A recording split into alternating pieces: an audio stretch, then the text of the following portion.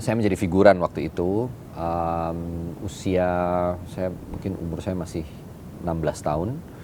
Saya jadi anak SMP. Terus saya menjadi bagian dari sinetron itu sebagai figuran. Itu pengalaman pertama saya melihat atau berada di dalam set.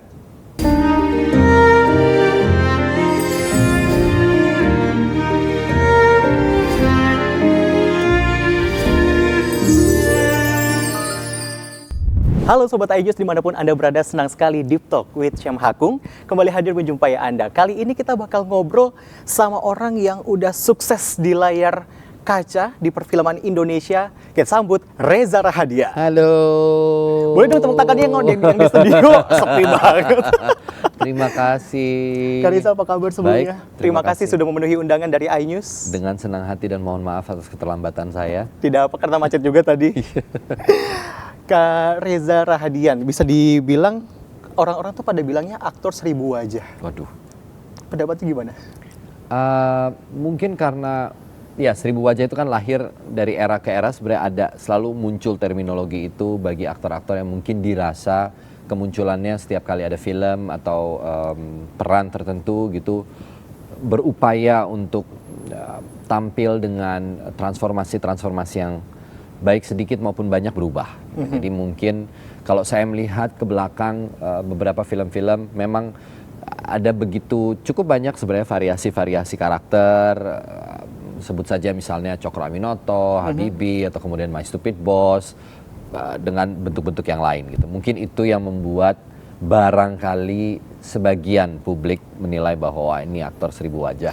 Mungkin 1000 wajah karena perannya cukup variatif gitu. Perannya cukup variatif, dan kalau ngomongin soal di Google, kemarin saya sempat mau searching Reza Rahadian. Yang muncul tuh Reza Rahadian lagi, Reza Rahadian. Reza lagi.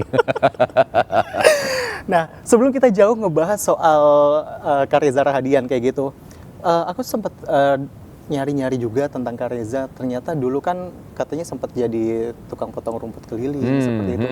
Itu benar Kak Reza? Ya, artinya sebenarnya mungkin itu terlalu sounds too dramatic gitu ya. Tapi sebenarnya itu kegiatan yang spontan terjadi. Saya ingat sekali itu era-era memasuki era krisis ekonomi gitu ya. Ibu saya kebetulan bekerja di sebuah perusahaan dan kena PHK gitu. Jadi kami berupaya melakukan sesuatu untuk bertahan hidup gitu. Nah, salah satunya tiba-tiba saya pulang sekolah, saya terpikir, wah saya ada sepeda, ada gunting rumput yang biasa dipakai di rumah. Saya coba deh iseng keliling kompleks tempat di mana saya dekat tempat saya tinggal. Terus menawarkan diri untuk kalau ada rumput-rumput yang udah panjang gitu, saya ketahui. Dan mungkin orangnya sebenarnya lebih karena yang punya rumah mungkin merasa kayak, wah ini anak kecil nih, saya mungkin kelas 6 SD waktu itu 6 SD? Itu udah dikasih kesempatan, dibayar, uangnya lumayan gitu untuk ukuran waktu itu, dipakai transport untuk ibu saya cari kerja gitu. Jadi sebenarnya nggak ada yang, saya tidak merasa perlu meromantisasi itu gitu ya, tapi bahwa itu adalah perjalanan hidup gitu. Dan saya syukuri sebagaimana mestinya, dan menurut saya itu petualangan yang seru gitu. Petualangan yang seru. Buat saya itu keseruan tersendiri. Itu memori yang indah. Bahwa seru juga ya dulu. Kok mikir-mikir nyari duit gimana caranya nih, masih kelas 6 gitu. Ternyata bisa nyari duit juga gitu. Jadi ya seru aja sih. Seru aja. Nah, kalau misalnya tadi ngomongin soal itu dari kelas 6 SD seperti itu ya Kak Reza. Kalau misalnya ngomongin kita soal ke layar kaca, Kak Reza Rahadian, itu kan bermula di film atau sinetron Bidadari, betul? Betul. Jadi sinetron Bidadari eranya waktu itu bidadarinya sudah bukan Marshanda ya, tapi Angel Karamoy kalau saya tidak salah ingat ya, yang menjadi bidadarinya. Yang berperan di sinetron Bidadari. Saya menjadi figuran waktu itu. Usia saya mungkin umur saya masih 16 tahun. Saya jadi anak SMP. Terus saya menjadi bagian dari sinetron itu sebagai figuran.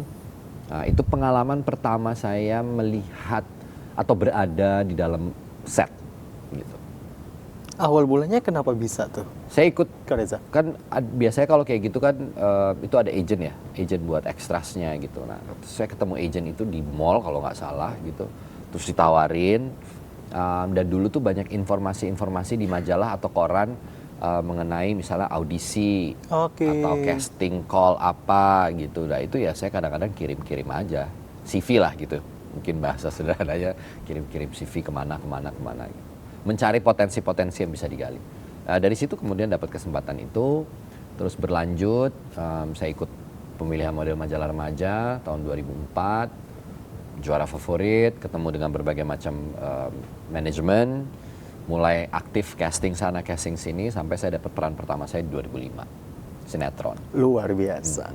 Ternyata seorang Reza Rahadian yang sekarang terkenal, cukup dikenal, bukan cukup lagi ya, sangat dikenal oleh banyak masyarakat di Indonesia dan juga di mancanegara, ternyata ikutan casting juga awal mulanya ya. Saya tuh kalau casting sebenarnya casting itu bukan terminologi yang digunakan untuk awal mula karir atau tidak. Oke. Tapi casting itu adalah sebuah proses yang wajar sekali, bahkan bukan hanya wajar ya, itu proses yang bisa dibilang mutlak gitu.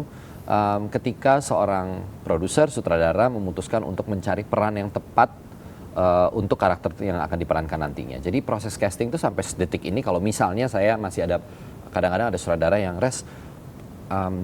ada satu peran nih mau ditawarin buat lo gitu, tapi kayaknya gue butuh ngeliat lo dulu screen test atau casting gitu, lo keberatan nggak ya gitu untuk coba dulu, gue pengen lihat gitu. Saya sangat nggak keberatan gitu, karena buat saya itu proses yang sangat normal, dan saya nggak suka bahasa normal, tapi proses yang wajar gitu. Jadi buat saya nggak ada persoalan sih. Kalau boleh kita flashback dulu ke beberapa waktu yang lalu yang tadi sempat dibilang jadi figuran di sinetron sinetron Bidadari, sorry. Karena yang memperanin Marsanda jadi saya keingetnya kayak gitu. Itu tuh kalau boleh tahu bayarannya berapa sih? Aduh, Masih ingat bayaran gak sih? zaman itu kalau saya ingat-ingat ya, mudah-mudahan saya nggak salah ya, sekitar 35.000. Oke. 35.000, dan itu ada potongan manajemen. Jadi mungkin saya dapat bersih tuh 25.000 lah. Oke. Atau 30.000 gitu.